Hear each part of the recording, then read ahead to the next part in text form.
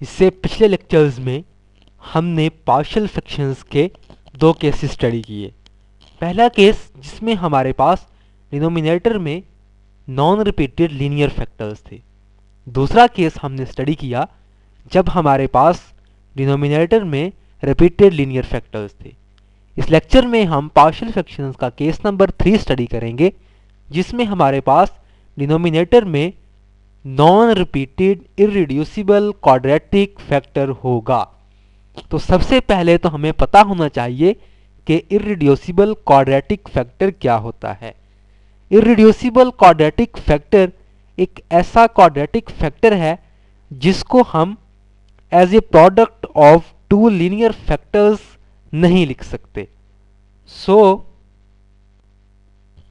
a quadratic factor is irreducible if it cannot be written as the product of two linear factors with real coefficients. For example, x square plus x plus 1 and x square plus 3, ये जो हैं ये हमारे पास irreducible quadratic factor हैं कि जिनको हम reduce नहीं कर सकते, as a product of two linear factors नहीं लिख सकते जिनके हमारे पास रियल कोफिशिएंट्स हों। तो जब भी हमारे पास डिनोमिनेटर में एक इररिड्यूसिबल क्वाड्रेटिक फैक्टर आएगा, नॉन रिपीटेड होगा, तो उसके पार्शियल फ्रैक्शंस का जो मेथड है वो कुछ इस तरीके से है कि फॉर एग्जांपल अगर हमारे पास ये फैक्टर है x over ax square plus b, ये जो है ax स्क्वायर प्लस बी है ये इररिड्यूसिबल क्वाड्रेटिक फैक्टर है। तो इसके जब हम पार्शियल फ्रैक्शंस सपोज करेंगे तो वो कुछ इस तरीके से करेंगे ax plus b over ax square plus b, और वैल्यूज हमने फाइंड करनी होगी a और b की। एक एग्जाम्पल लेते हैं और उससे इसको सीखते हैं। एग्जाम्पल है रिजॉल्व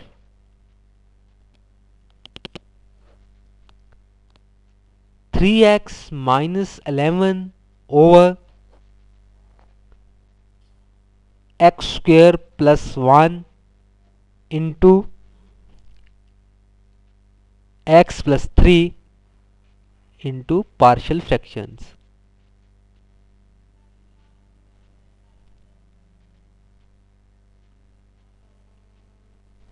अब ये जो हमारे पास फ्रैक्शन है इसमें ये एक्स स्क्वायर प्लस 1 जो है ये हमारे पास एक इररिड्यूसिबल क्वाड्रेटिक फैक्टर है, और x प्लस 3 जो है ये तो हमारे पास लीनियर फैक्टर ही है।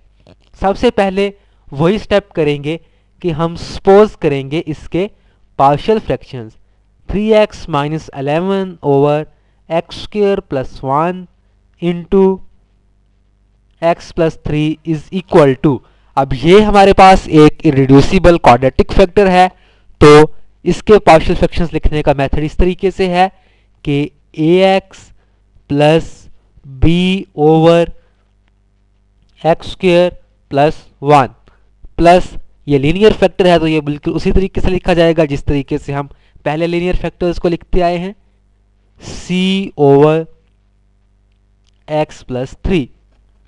अब हमने वैल्यूज फाइंड करनी है a, b और c की।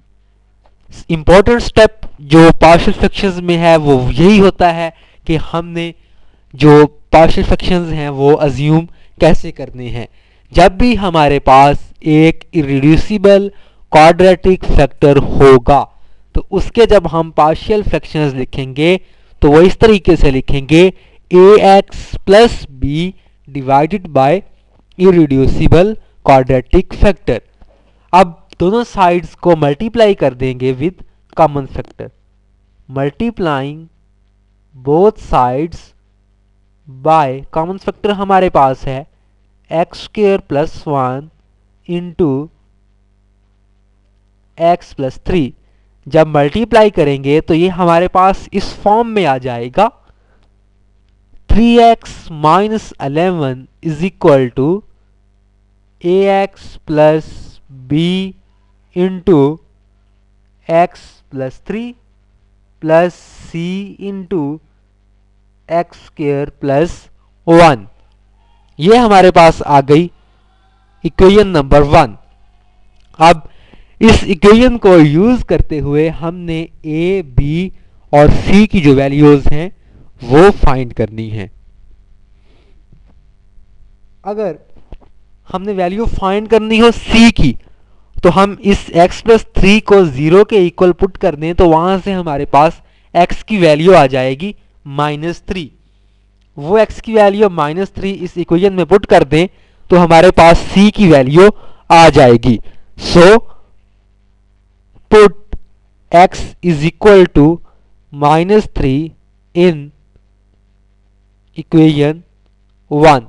जब x की जगह पे -3 पुट करेंगे तो ये हमारे पास हो जाएगा 3 इंटू -3 -11 इज इक्वल टू, ये सारी टर्म 0 हो जाएगी तो c into -3 square plus 1। Further solve कर लें तो ये हमारे पास हो जाएगा -9 -11 is equal to 3 3s are 9, 9 plus 1 10, 10c or 10c is equal to -20, which implies that c is equal to -2।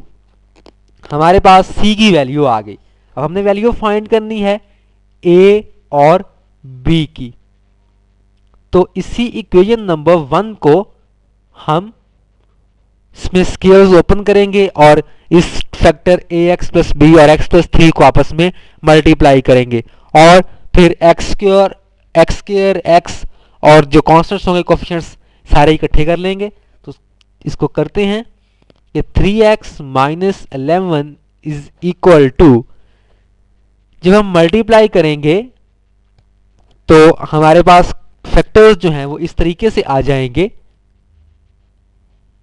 a plus C into X square plus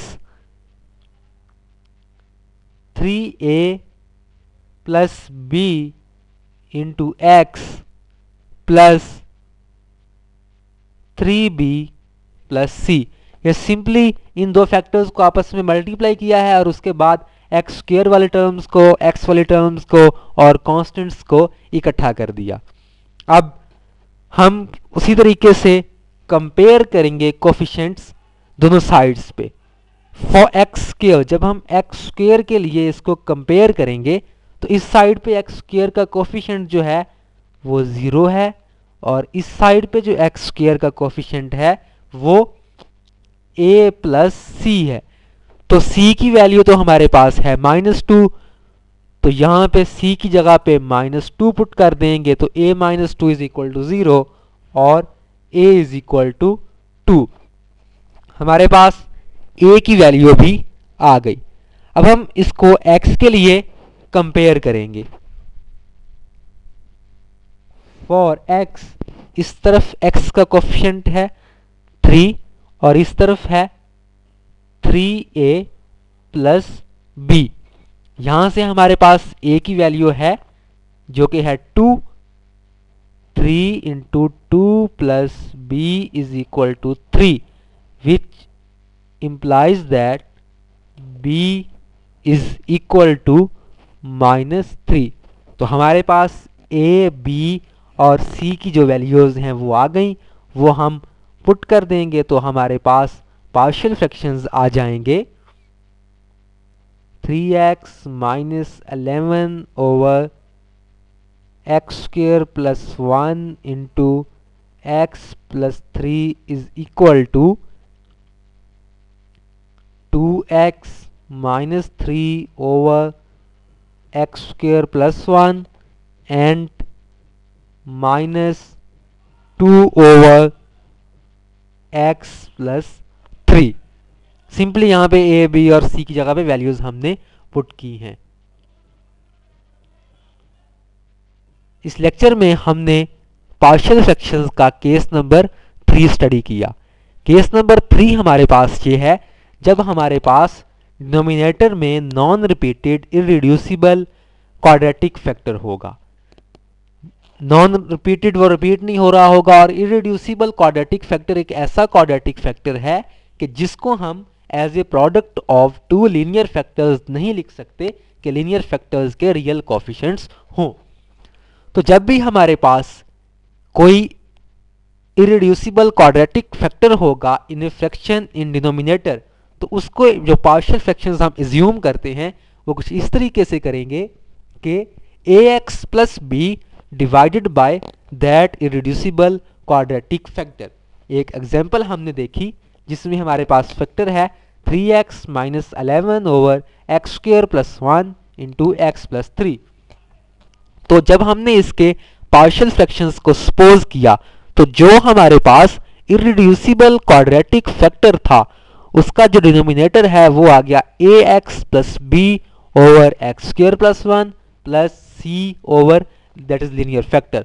उसके बाद सारे स्टेप्स वही हैं जो हम पहले पार्शियल फ्रैक्शंस के लिए करते आए हैं कि दोनों साइड्स को कॉमन फैक्टर से मल्टीप्लाई किया तो हमारे पास एक इक्वेशन आ गई।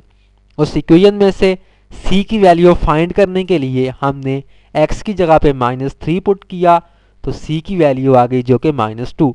उसके बाद हमने इस इक्वेशन को थोड़ा सा मॉडिफाई किया और जो हमारे पास लाइक टर्म्स थी उनके कोफिशिएंट्स को इकट्ठा करके लिख दिया और दोनों साइड्स पे कोफिशिएंट्स को कंपेयर किया तो हमारे पास a और b की वैल्यूज आ गई। वो जो वैल्यूज थी वो हमने पार्शियल फ्रैक्शंस में पुट कर दी तो हमारे पास आंसर आ गया। एक्सरसाइज नंबर 5.3 जो है उसमें हमारे पास इसी तरह के फ्रैक्शंस दिए गए हैं जिनमें हमारे पास डिनोमिनेटर में इररिड्यूसिबल क्वाड्रेटिक फैक्टर है।